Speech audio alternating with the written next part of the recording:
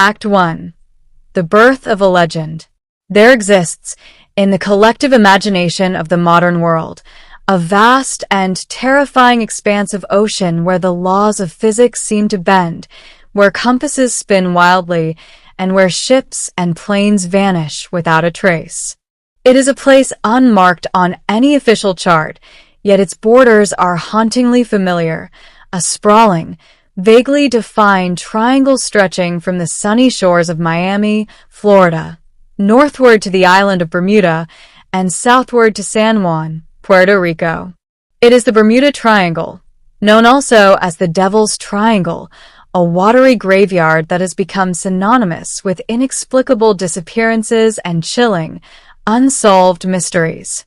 For centuries, sailors whispered tales of strange occurrences in these waters, but it wasn't until the 20th century, with the advent of modern aviation and global communication, that the legend truly took hold, fueled by a series of baffling events that defied all logical explanation.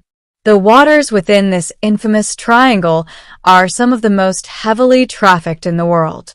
Shipping lanes crisscross its surface, carrying goods and passengers between the Americas, Europe, and the Caribbean. Above, the skies are crowded with commercial airliners and private planes. It's a vital artery of global commerce and travel. Yet, beneath this veneer of routine lies a history steeped in mystery and tragedy. The stories began long before the term Bermuda Triangle was ever coined. Christopher Columbus himself, on his first voyage to the New World in 1492, recorded strange anomalies in his logbook as he sailed through the area. He noted erratic compass readings and saw a great flame of fire crash into the ocean one night. Centuries later, sailors spoke of sudden, violent storms appearing out of nowhere, of eerie fogs, and of ghost ships found adrift with their crews mysteriously missing.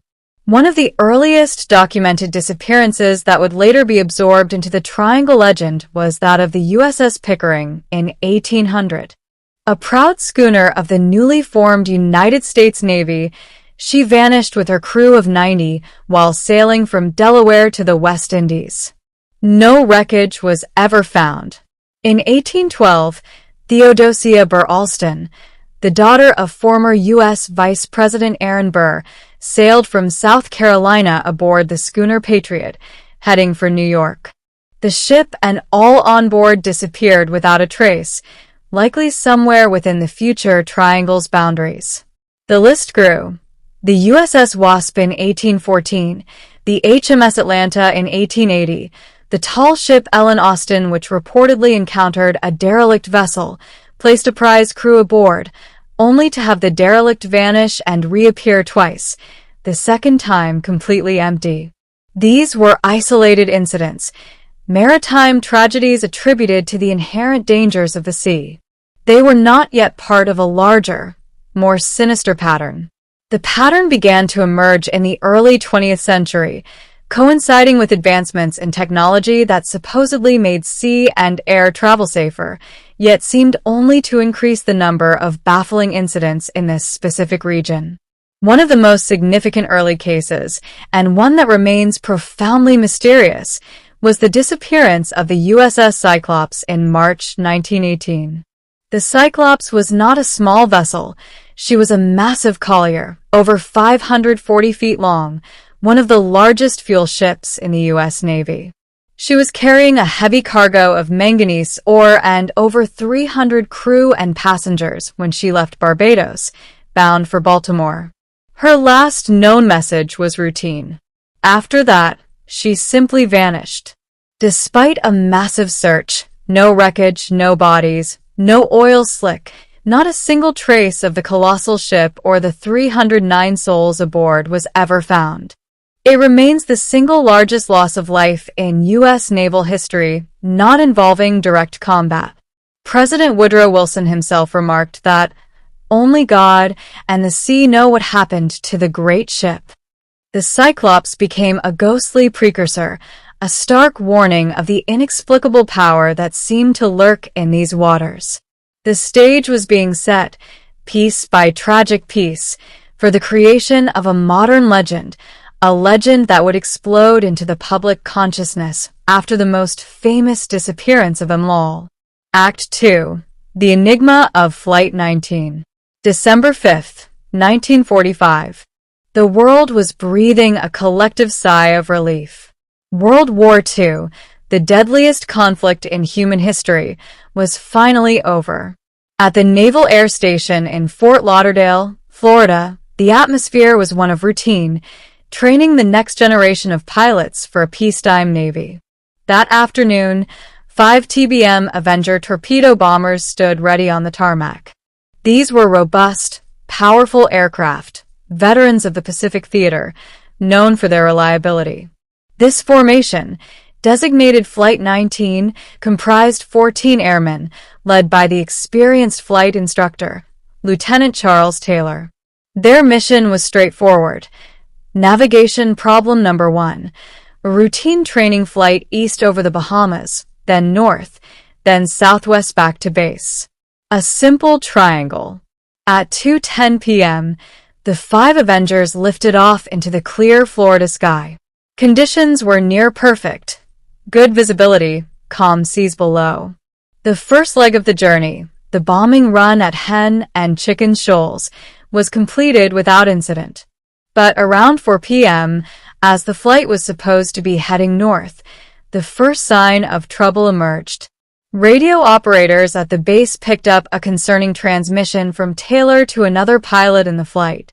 His voice, though calm, betrayed a deep confusion. "Both my compasses are out," he stated. "I am trying to find Fort Lauderdale. I am over land, but it's broken." This immediately set off alarms. Flight 19 should have been well out over the ocean. Senior Instructor Lieutenant Robert Cox established contact. Taylor reiterated his belief that he was lost, somewhere over the Florida Keys. Cox knew this was impossible based on their flight time and direction. He suspected Taylor's compasses were fine, and that Taylor himself was disoriented, possibly mistaking the Bahama Islands below for the Keys. Cox gave the only logical instruction: fly west. Heading west would inevitably bring them back to the Florida coast, regardless of their actual position relative to the Keys or the Bahamas. But Taylor seemed gripped by an unshakable conviction that his compasses were wrong and that his intuition was right. The radio transmissions over the next hour painted a chilling picture of escalating confusion and disagreement within the flight. Other pilots could be heard suggesting they turn west. One pilot transmitted, "If we would just fly west, we would get home." But Taylor overruled them. Perhaps plagued by his unfamiliarity with the area or a deep distrust of his malfunctioning equipment, he made a series of baffling decisions. He briefly flew west, then north, then seemed to change his mind again. He was heard discussing the possibility that they were over the Gulf of Mexico, a geographical impossibility given their starting point and direction. As fuel ran low and daylight began to fade, a sense of desperation crept into the transmissions. The weather, which had been clear, began to deteriorate rapidly. A storm was moving in. Taylor's final confirmed order was grim. "All planes close up tight. We'll have to ditch unless landfall. When the first plane drops below 10 gallons, we all go down together." The last garbled transmission was picked up around 7:04 p.m. Then only silence. 5 U.S. Navy aircraft and 14 men had vanished. The tragedy deepened. A PBM Martin Mariner flying boat, carrying a crew of 13, was dispatched from Banana River Naval Air Station as part of the massive search effort.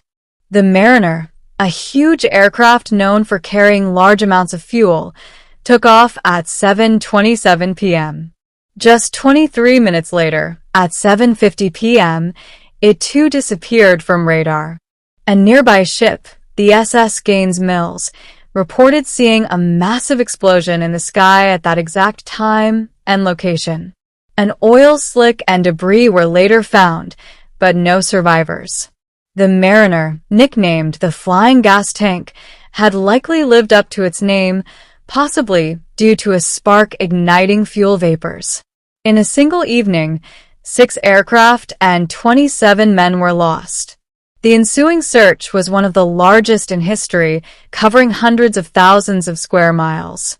But not a single piece of wreckage, not an oil slick beyond the Mariner's explosion site, not a life raft, nothing from the 5 Avenger bombers of Flight 19 was ever found. The Navy's official inquiry initially blamed Taylor for pilot error but later amended it to cause or causes unknown.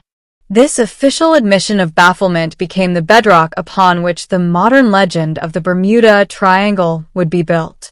Flight 19 wasn't just lost, it was consumed by the mystery. Act 3. The Ghost Fleet. While Flight 19 became the poster child for the Bermuda Triangle, the list of unexplained maritime and aerial disappearances in the region continued to grow throughout the mid-20th century, adding layer upon layer to the burgeoning legend. Each case, though unique in its details, shared a common, chilling thread: the sudden, complete, and inexplicable vanishing of vessels and their crews, often in good weather and after reporting nothing unusual. The late 1940s were particularly notorious. In January 1948, the Star Tiger, a 4-engine Avro Tudor 4-passenger aircraft operated by British South American Airways, BSA, disappeared while flying from the Azores to Bermuda. The flight had 31 people on board. The weather was reported as poor, but the last communication from the experienced pilot was entirely routine. He confirmed his position and expected arrival time. Then silence. A massive search found nothing. The official investigation concluded that what happened in this case will never be known and the fate of Star Tiger must remain an unsolved mystery. Almost exactly 1 year later, in January 1949, history repeated itself with horrifying precision. The Star Ariel, another BSA Avro Tudor 4, virtually identical to the Star Tiger, vanished while flying from Bermuda to Jamaica. This time, the weather was perfect. The pilot's last message was cheerful, reporting smooth flying and an on-schedule arrival. Then, like its sister ship, the Star Ariel and the 20 souls aboard disappeared without a trace. Again, a massive search yielded nothing. The official report was forced to conclude that some external cause may have overwhelmed both man and machine. The loss of 2 sister ships in almost identical circumstances in the same region within a year was a statistical anomaly that deeply troubled investigators and fueled public fascination with the area. The same year, 1948, saw another baffling aerial disappearance. On December 28, a Douglas DC-3 aircraft, chartered by Airborne Transport, was making a night flight from San Juan, Puerto Rico, to Miami, Florida. It carried 28 passengers and 3 crew members. Just 50 miles south of Miami, the pilot radioed the control tower, reporting that the plane was making its final approach and that they could see the lights of the city. It was the last message ever received. The plane never arrived. The weather was clear, the pilots were experienced, and the aircraft was just minutes from landing. Yet it vanished utterly. No wreckage, no oil slick, nothing was ever found. The sea, too, continued to claim its victims in perplexing ways. In 1955, the yacht Connemara 4 was found adrift and completely deserted in the Atlantic, south of Bermuda. The vessel was in perfect condition, with sails set and everything seemingly in order, but the crew was gone. It was a classic ghost ship scenario. In 1963, the SS Marine Sulphur Queen, a massive tanker ship carrying molten sulfur and a crew of 39, disappeared near the southern tip of Florida. Only a single life preserver and some debris were ever recovered. The ship was presumed lost, but the exact cause remains unknown. These are just a few of the more famous cases. Dozens, perhaps hundreds, of smaller boats, private planes, and yachts have also been reported missing in the region over the years. Each disappearance added another piece to the mosaic of the Bermuda Triangle legend. It wasn't just one or two isolated incidents. It was a pattern, a statistical cluster of vanishing that seemed too frequent and too bizarre to be mere coincidence. The question echoed louder and louder. What unseen force was at work in this cursed stretch of ocean? Act 4. Seeking Answers. Science versus Speculation. As the number of unexplained disappearances mounted, the Bermuda Triangle transitioned from maritime folklore into a full-blown cultural phenomenon. The term itself was popularized by writer Vincent Gaddis in a 1964 article for Argosy magazine, where he mapped out the boundaries and listed many of the famous cases. But it was Charles Berlitz's 1974 bestseller, The Bermuda Triangle, that truly cemented the legend in the global consciousness. Berlitz's book, which sold millions of copies, sensationalized the disappearances, weaving together fact, speculation, and outright fiction to paint a picture of a paranormal hotspot where ships and planes were regularly snatched away by mysterious forces. Berlitz and other proponents of the paranormal explanation offered a dazzling array of theories, each more fantastical than the last. Alien abduction became a popular culprit, suggesting that extraterrestrials were using the triangle as a hunting ground or a portal. The lost city of Atlantis figured prominently, with theories proposing that powerful energy crystals or ancient Atlantean technology, still active on the seabed, were responsible for malfunctioning equipment and disintegrating vessels. Others spoke of time warps, gateways to other dimensions, or even sea monsters lurking in the depths. Less supernatural, but equally fringe, theories included attacks by pirates using advanced technology or secret government experiments gone wrong. These sensational explanations captured the public imagination, but they drew sharp criticism from scientists, maritime historians, and aviation experts. Skeptics began to meticulously re-examine the famous cases, often finding that the reality was far less mysterious than the legend suggested. One of the most prominent critics was Lawrence David Kusch, a research librarian who, frustrated by the lack of factual accuracy in the popular accounts, undertook his own exhaustive investigation.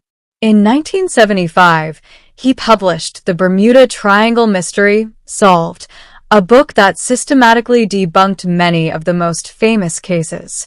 Kusch reviewed official reports, newspaper archives, and interviewed witnesses, finding that many of the stories had been heavily exaggerated or distorted over time.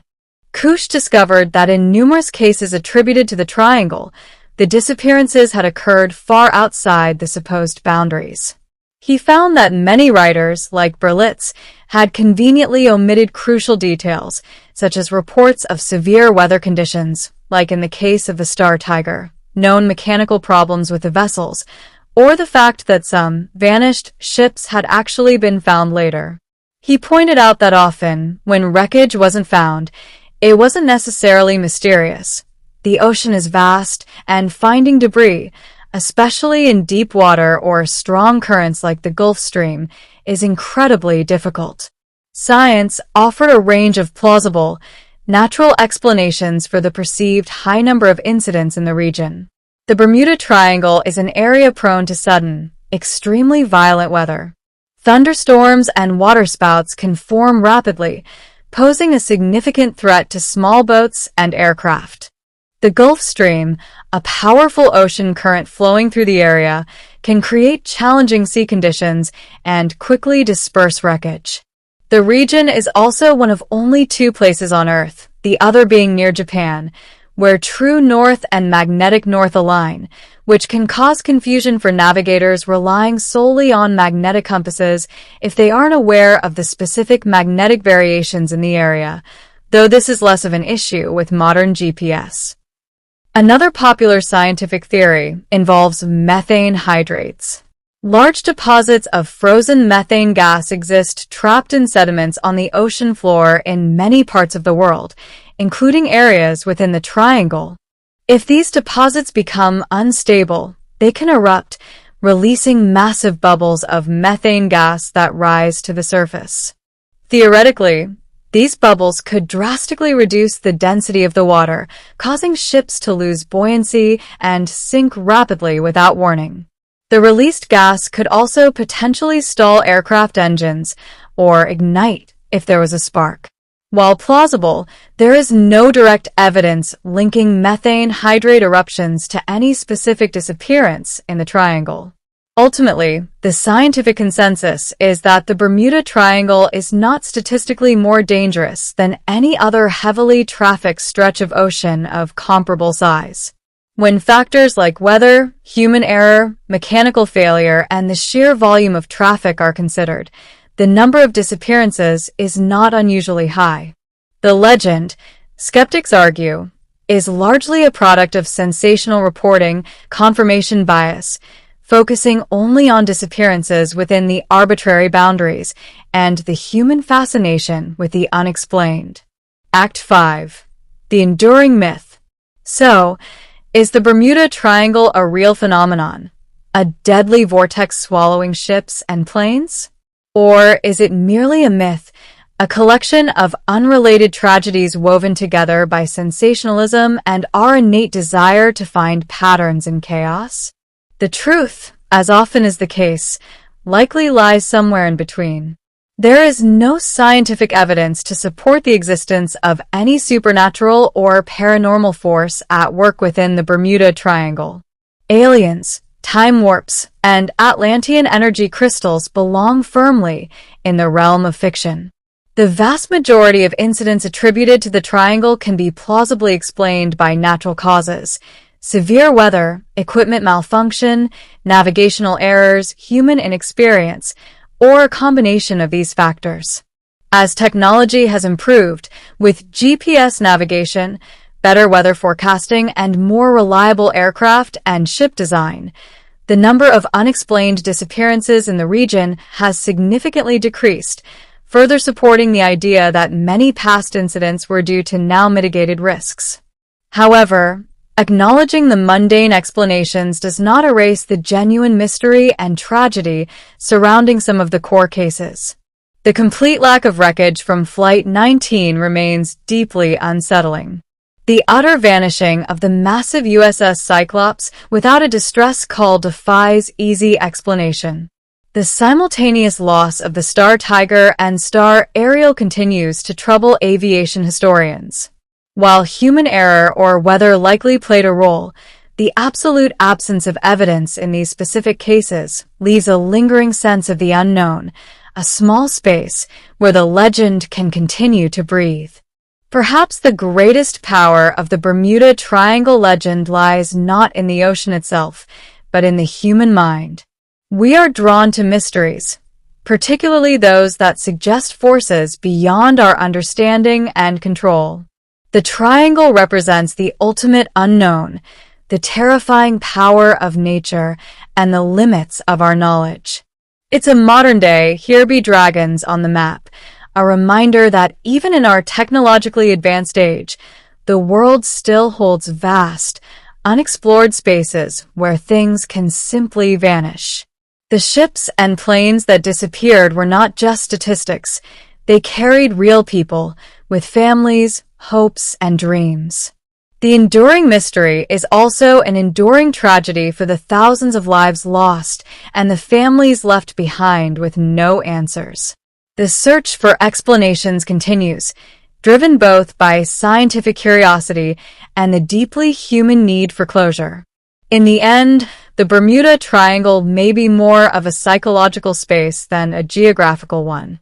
It is a place where fact and fiction blur, where scientific skepticism meets our fascination with the uncanny. It is a testament to the power of storytelling, the allure of the unexplained, and the humbling realization that despite all our advancements, the vast, deep ocean still holds secrets it may never give up.